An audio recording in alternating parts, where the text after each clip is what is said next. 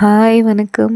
நான் உங்க பிரியா பேசுறேன். வாங்க இன்னைக்கு நம்ம என்ன கதை பார்க்க போறோம்னு நீர் பார்க்கலாம். நிரம்பாத பாத்திரம் கண்ணீரால் நிரம்பியது.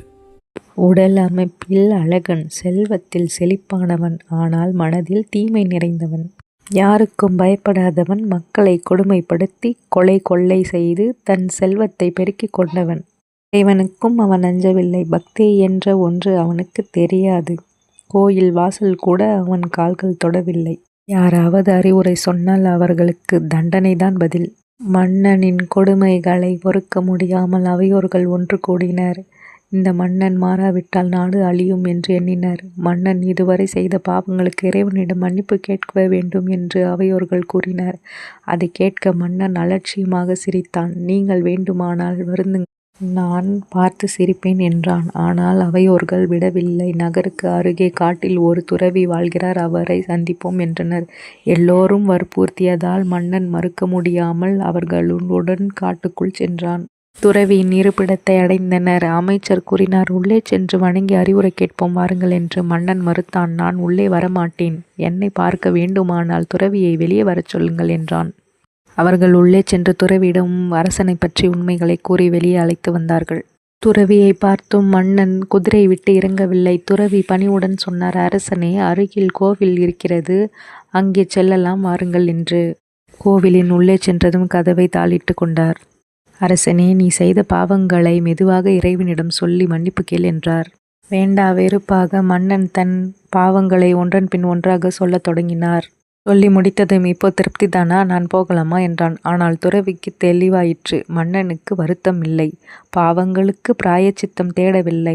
அப்போது துறவி ஒரு சிறிய பாத்திரத்தை எடுத்து அதை மன்னனின் கையில் கொடுத்தார். அருகிலுள்ள நீரூற்றிலிருந்து பாத்திரம் நிறைய தண்ணீர் கொண்டு வா, இதுவே உன் பாவத்திற்கான பிராயச்சித்தம். இதுதானே என்று மன்னன் பாத்திரத்தை எடுத்துச் சென்றான். நீரூற்றில் பாத்திரத்தை மூழ்கடித்தான். ஆனால் ஒரு துளி நீர் கூட அதில் இல்லை. ஓட்டை உள்ளதா என்று பார்த்தான். அப்பொழுதும் அதில் எதுவும் இல்லை. மீண்டும் மீண்டும் முயன்றான். பாத்திரம் காலியாகவே இருந்தது. கோபத்துடன் திரும்பி வந்தான். என்னால் முடியவில்லை என்றான். சின்ன குழந்தை கூட இதை செய்யும், உன் பாவங்கள்தான் தடையாக இருக்கிறது என்றார் துறவி. கடவுளுக்காக இல்லை, என் வாக்குக்காக இதை செய்வேன் என்று மன்னன் கூறி முடித்தான். நான் திரும்பும் வரும் வரை நீங்களே ஆட்சி செய்யுங்கள் என்று அவையோரிடம் கூறினான். பாத்திரத்தை கழுத்தில் மாட்டிக்கொண்டு நடை பயணம் தொடங்கினார். நாடெங்கும் சுற்றினான். ஆறு, குளம், மலை, கடல் எங்கும் முயன்றான். ஆனால் பாத்திரம் காலியாகவே இருந்தது. ஒரு வருடம் கழித்து தாடி மீசையுடன் உடல் மெலிந்து வந்தான். அவன் தன் நாட்டிற்கு திரும்பினான். யாரும் அவனை அறியவில்லை. நேரே துறவியின் இருப்பிடத்திற்கு சென்றான். துறவி பாத்திரத்தை பார்த்தார். இது உன்னிடம் எப்படி வந்தது என்றார். நான் தான் மன்னன் என்று அவன் அழுதபடி சொன்னான். உலகம் எங்கும் சுற்றினேன், நிரம்ப முடியவில்லை என்றான். துறவி அழுதபடி இறைவனிடம் மன்றாடினார். அதை பார்த்த மன்னன் உள்ளம் உடைந்தான். நான் மகாபாவி என்றான். அவனது கண்களில் கண்ணீர் பெருகியது. நீர் துளிகள் பாத்திரத்தில் விழுந்தன. நீர் நிரம்பாத பாத்திரம் கண்ணீரால் நிரம்பியது. நினைத்து நீ நரகத்திலிருந்து மீண்டு விட்டாய் என்றார். என் ஆயுள் முடிகிறது, உங்கள் மடியில் இறக்க விரும்புகிறேன் என்றான் மன்னன். துறவி அவனை மடியில் வைத்தார். இறைவனை வேண்டினார். மன்னனின் உயிர் பிரிந்தது. அவனது உடல் சாந்தி அடைந்தது. உண்மையான மனம் இருந்தால் இறைவன் ஏற்றுக்கொள்ளுவான்.